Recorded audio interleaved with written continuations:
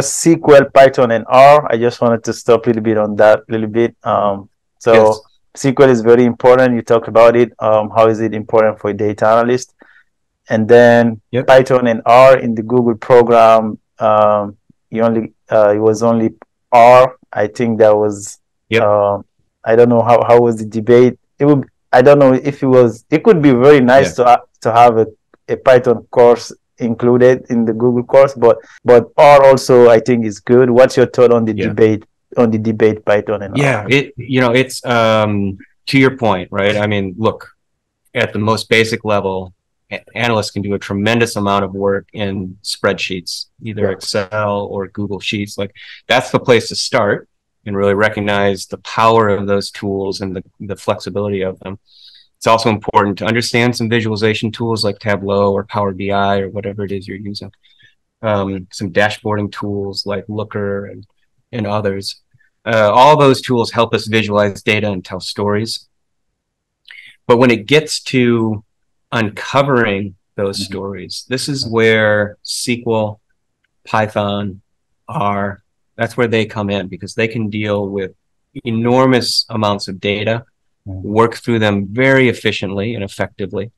Sometimes they can be overkill, right? If you've just got a small table, then Excel is perfectly suited for that. But when you do have larger data sets that you're looking to find connections in, that might not be apparent to you just looking at the data in a table, then those tools are great. So they're very, very valuable. As far as which is more important, R or Python, frankly, they're the same. They're the same. I mean, you can't code the same, although you can use a tool like Posit Cloud now to launch either R projects or Python projects in the same interface. But the syntax obviously is very different, but they do the same thing. The best advice that I heard, and I don't know who to attribute this to, so I have to figure that out, but they said, think of R and Python for exactly what they are, as languages. Yes. And if you are moving to a country that speaks a certain language, you would learn that language, right? Yeah. You wouldn't move to Germany and learn Spanish, right? You would learn German. So the advice is, those are languages. Think of the company you're going to work for, or the lab you are joining, or whatever it is. What language do they speak? Do they speak R? Do they speak Python? Find out which one it is and just learn that. And look, these are really sophisticated, pretty nuanced tools. They can be hard to learn. And it's a little bit much to expect anyone to understand and be very proficient in both R and Python. So we always kind of say, choose one or the other. And frankly, in the work that we do at Google, it's primarily done in R. Yeah. There's some things that are done in Python, and we have some people who just prefer Python. But for the most part, the work is done in R.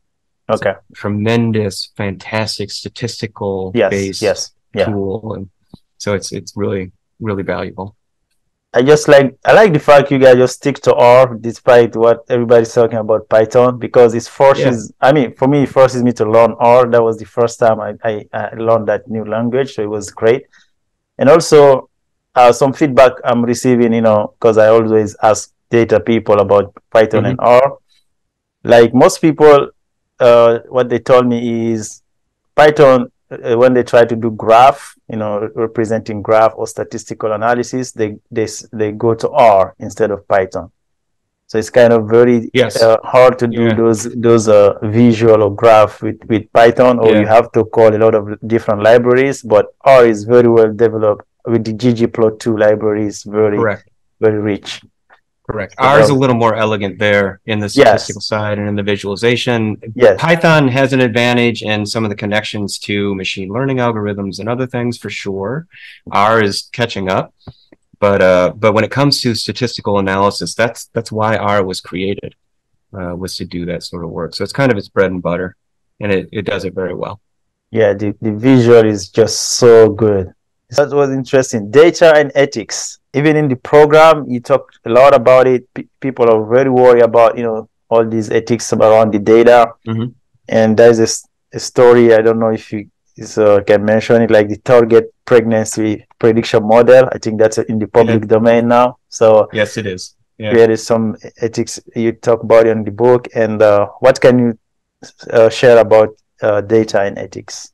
It is something that every company needs to think about, because where we are moving is a place, frankly, that Google has been pretty well positioned in for a while, and that is being very transparent with their data. There's really three things that every consumer should understand. They should know who is collecting data on me, how is it being used, and how do I gain access to that data? How do I control it? How do I take it back?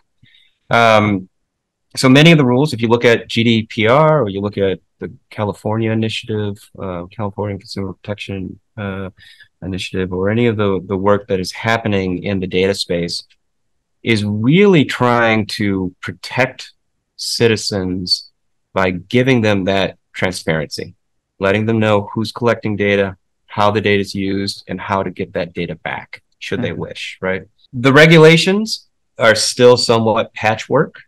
So there are ways to kind of navigate through them and collect data that you as a company should not have, but those loopholes are closing pretty rapidly for good reason. At Google, we were quite transparent about where consumers' data was and how they could manage it and see it, right? So they could see the different categories of consumer interest that Google assigned to them, or other kind of data that was being collected, and that data can be very valuable to an advertiser who just wants to make a more relevant, better ad for you. But they need this kind of input. They need to know what you like and what you don't like. They need to know sometimes, frankly, where you are. If I am, say, a local ice cream shop,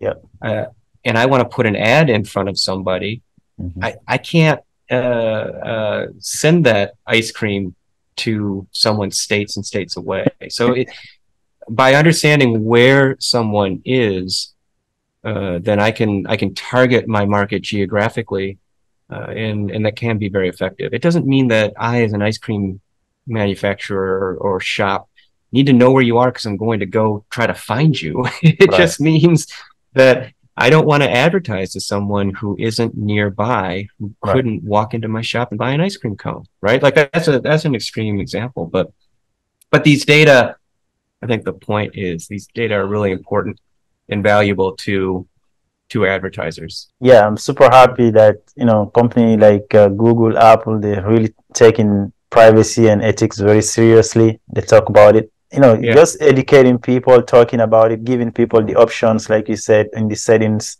to choose. We cannot say enough about that, especially the privacy part. So thank you also to always mention, to talking about in your book, in your courses. That's really good. So how to make a good data viz. You have those that graph in the book. Also, you have these different rubrics, like the story, the information, the goal, the visual form, and then those can lead to success visualizations. Can you a little bit talk about that? Yeah. So the way that we like to talk about successful visualizations in terms of three things that they complete successfully, right? One is this idea of demonstrating contrast very effectively. Contrast is the first thing that we see as a viewer, right? Our eyes are drawn to it. We are programmed as humans to really pick those patterns out. And so using contrast effectively to communicate messages, sometimes subliminally, is important. The second piece that good visualizations do are they communicate meaning clearly. They use things like labels, headlines, subtitles, annotations. They use all these different tools that we can use to effectively communicate, what does this mean? What's the insight here in the visual that's being presented? And then the third thing that they do is something that we call refined execution. They look nice, they're polished, they're smooth, right? Uh, and so they look appealing to the audience. And when visualizations do those three things and do them effectively, you're going to have a great visual for sure. Well, that's so important because you talk a lot about, to building effective data visualizations. There's a little bit an art into it, right? Like someone, if you present your viz to someone, they need to understand it in the first few seconds, right? To see what it's about. Yeah. Yeah. I mean, that's the sign of a very good visual, right? It's that someone is able to look right at that visual and within a few moments understand exactly what it means. And that's when that's done effectively, all those different components of good visualization are there and present, right? But what we sometimes lose appreciation for is how much work went into building the story, collecting the data, analyzing the data, right? Finding those patterns, all that stuff. That's all the visual just becomes the culmination of that work. And so when it's done effectively, it can be a really valuable experience for the analyst just to know I did all this work. I collected all these data and I told a great story, and here it is visually, right? And when you see an audience really react to the visual you've created, it's a really gratifying experience. Yes, that's true. If you have to be an analyst to understand all the sausage making, because there's a lot of work. You do. Most people don't see that. They just see, oh wow, what a good graph. They don't know what you went through.